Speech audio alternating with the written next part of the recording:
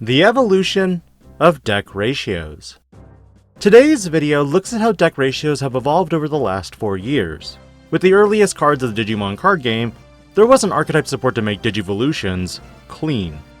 Instead, much of how decks are constructed today look nothing like decks from the beginning. The roadmap of this video is looking at Digimon deck building from the earliest set of Special Booster 1.0 with some deck examples, before moving to checkpoints throughout the years that would mark significant shifts or changes. During Special Booster 1.0, deck profiles would look very simple, and at times the staples were nothing like the staples of today. Vanilla Digimon with a play cost of 2, Digivolution cost of 0, and 3000 DP were almost always selected for use in players' decks. The most powerful inheritables typically ended up on the main franchise Digimon, and the rest of the decks looked for specific needs. A standard lineup would look at 5 level 2s, 14 level 3s, 12 level 4s, 8 to 10 level 5s, 7 to 8 level 6s, and the rest would be filled with either option cards or tamers. There weren't ways to draw cards other than by digivolving or when attacking effects. And keep in mind, this was also pre-Mulligan rules, meaning whatever hand you opened up with, that was it. In this specific deck profile shown on screen, Dark Tyrannomon was one of the strongest level 4s at the time, contributing to not only a strong offensive body, but also due to the fact that it had a cheap Digivolution cost. Digimon like Groundramon and later Lava Garudamon would be very beneficial cards.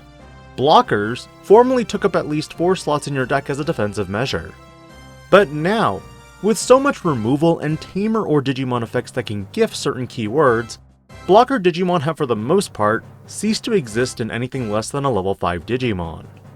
Phoenixmon and Plesiomon were the best cards to use in the early days of Digimon, because of their cheap cost to digivolve into and their higher stat line bodies.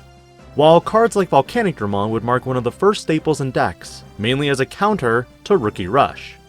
It's kind of funny looking back at this particular card, and now seeing DeathXmon, a secret rare being the gatekeeper to wider building boards. But in the early days of Digimon, turboing up into Omnimon was always the game plan for Red and Blue.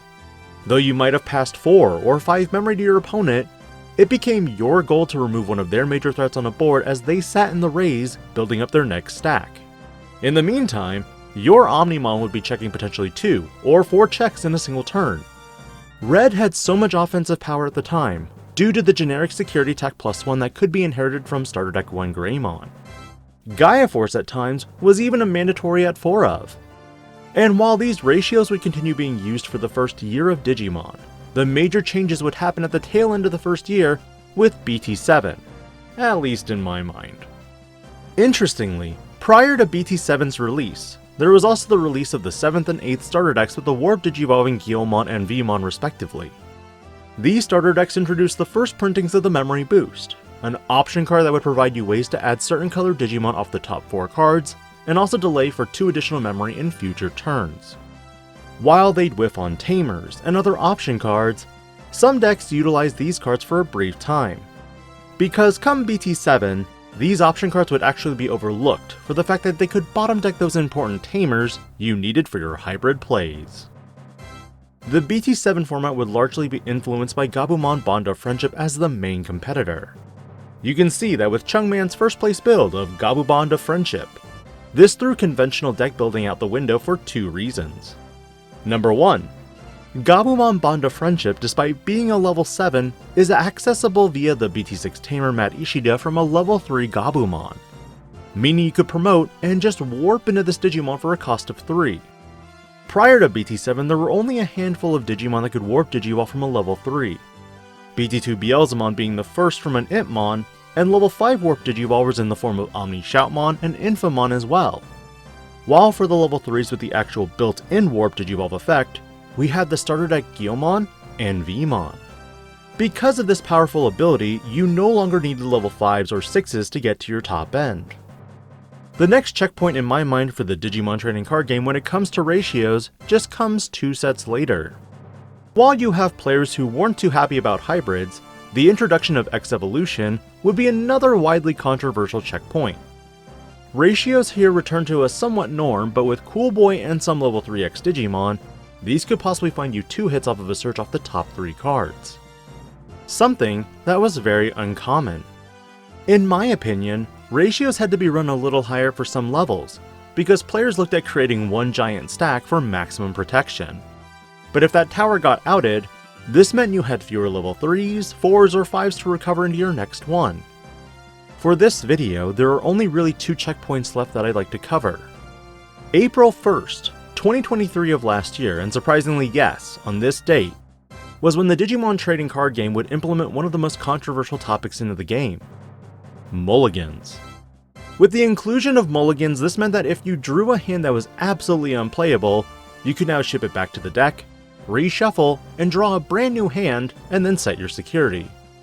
Mulligans were a one-time use, but now this gave deck building even more flexibility.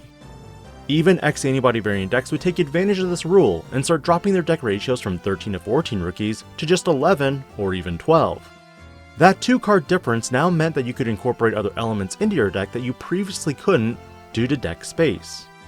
And while the Mulligan rule would greatly affect ratios here in the West, the final point in the game's history that would mark, in my opinion, the standardization of 10 to 12 level 3s in a single deck would ultimately come with the release of BT14, Blast Ace. No, it wasn't the Blast Digi-Evolution, but the training cards themselves. Training options would become a much needed support card that would enhance not just existing decks, but even the jankiest of jank.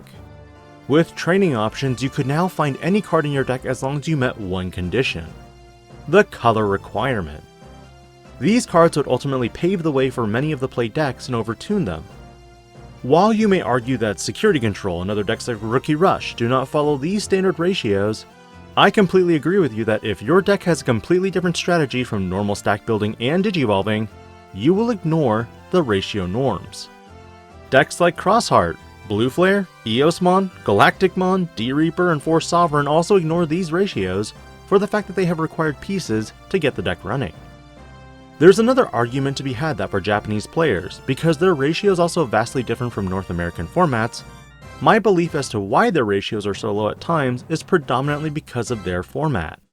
For players in the East, Digimon, like One Piece, is a best of 1 format.